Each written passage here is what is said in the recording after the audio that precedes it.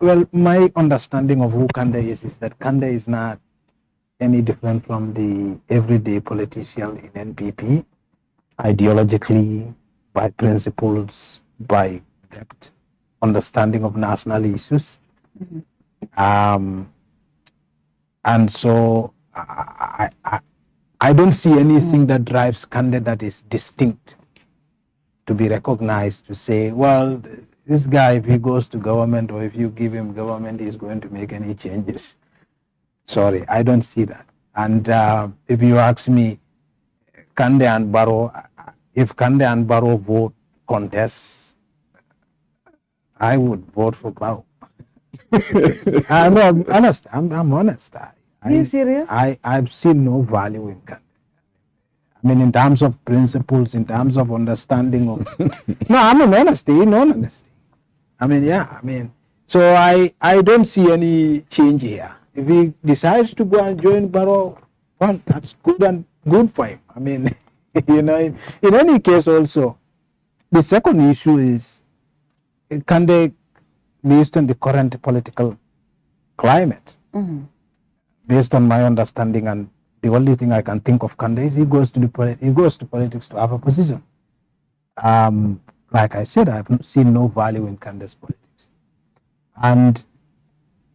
And so if he has gone to politics to have a position, political position, I mean, the best chance he has is to join Barrow, because Kandeh, under the current setup, under the current arrangement, it will be a miracle for Kandeh to pass through major political parties like UDP and newcomers that are coming and shoot Kandeh from. is almost number 3. Yes, he's number 3, but look at the margin between him and number 2 and Barrow. The margin is huge. Yeah. Under the current dispensation, Kandeh is not adding, he's depleting. Barrow has taken a lot from Kandeh. He's literally decapitated him. Right? So Kandeh is literally dying. It's political life. So it's, if he joins Barrow, it's a matter of survival. If I'm his strategist, go join him. Politically, that would be a good strategy. I'll tell you what is the difference between you two. Go join him.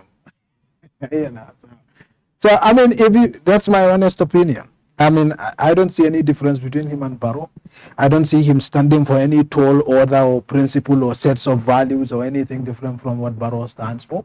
I don't see Kandeh fighting for corruption or anything. Kandeh has made claims that, you know, even defending Barrow's desire to shoot for third term, we are all politicians. And did you see the timeline of when that started? Did you see the timeline of when that conversation started, right? Yeah, I've seen that. I'm not generally keen on these politicians and what they say. That's why I go to investigative journalism, is to avoid even writing a story about these politicians. But my understanding of the thing is, as it is right now, if he has a better shot with NPP, he goes and just get a job, he gets a government vehicle, and he goes and enjoy his life, just like any of them do. If he is not done that, what is he going to do? Continue to release WhatsApp videos about things that are irrelevant? You know, and I haven't seen any. Yeah, but in any way, Hammet, if Barrow has to fight to keep, I think he has to fight to keep both. That's my thing. I don't see any reason why Barrow should let go of Hammet. For some reason, not let go. Yeah. So I think that is likely to happen. I don't think Hammet is Hammet has. That's why when I got this news yesterday, I said no. If only he choose to leave. Yeah. There's no way politically do it. Yeah. Politically, Hammet has two critical values. Yeah.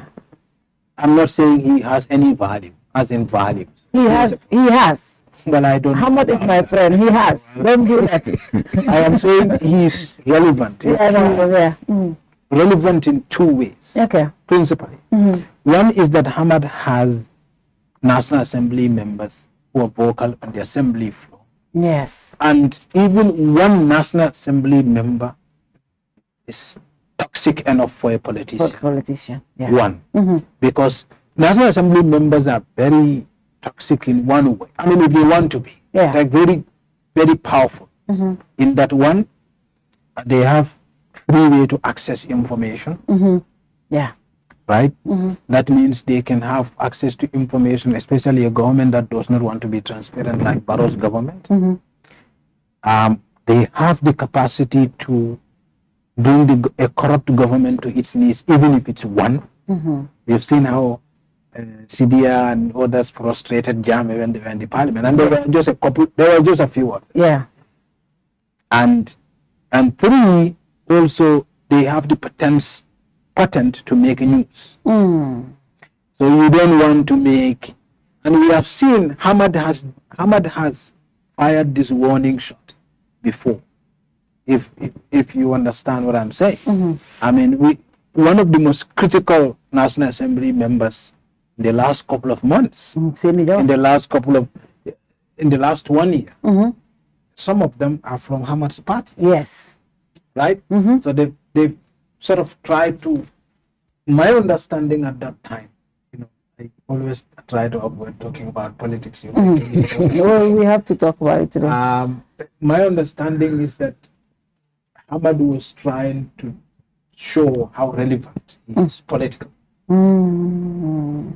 And I, in fact, because I talk to politicians a lot. So I in fact once go to his office and I told him, I sort of just teased him. National Assembly members are working on the Apogee Rosian thing. What do you know about it? I have no idea. I don't know what's going on at the National. I have always thought that he had a connection between what's happening at the National Assembly, and that's also because I know Hammet a lot. And so and secondly, Hammet himself has been involved from around early 2019 onwards to now. Hammet has been integral to everything Barrow has been doing. Yeah. And so Hammet is one person who knows where the blood vessel of the NPP is, and he can cut it. Yeah, he can, because he can create. He is privy to certain things that the government will not want properly disclosed. Okay. And if this is a bad time to make Hammet feel like he has nothing to lose.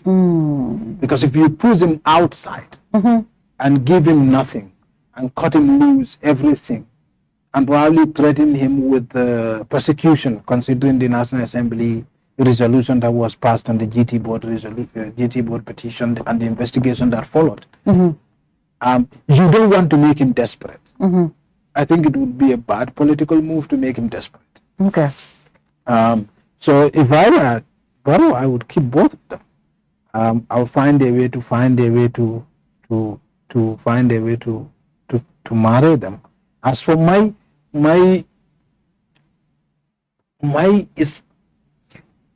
would be a liability.